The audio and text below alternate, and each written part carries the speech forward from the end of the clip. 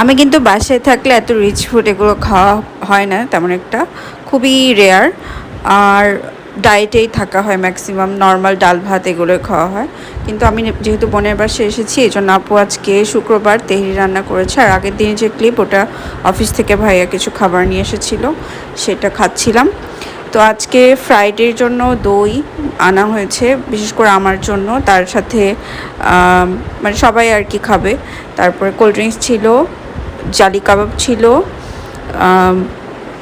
আর এটা হচ্ছে তেহরি গরুর সাথে সালাদ ছিল। একদম সিম্পল খাবার কিন্তু অনেক অনেক মজা। আমার কাছে সিম্পল খাবার মনে হয় না, আমার কাছে রিচ খাবারই মনে হয়, কারণ আমি এগুলো সবসময় খাই না। যাই হোক, আমি নিজেকে ট্রিট দেওয়ার জন্য একটা পারফিউম আর কি কিনেছি। পারফিউমটা তোমাদের সাথে একটু দেখালাম। এটা হচ্ছে অরবিটের, এটা দুইটা ফ্রেগ্রেন্স থাকে, একটা ফ্লাওয়ার টাইপের আর এটা হচ্ছে এটা একটু অ্যালকোহল বেস টাইপের, বাট দুটাই খুব সুন্দর। আমি এটা নিয়েছি।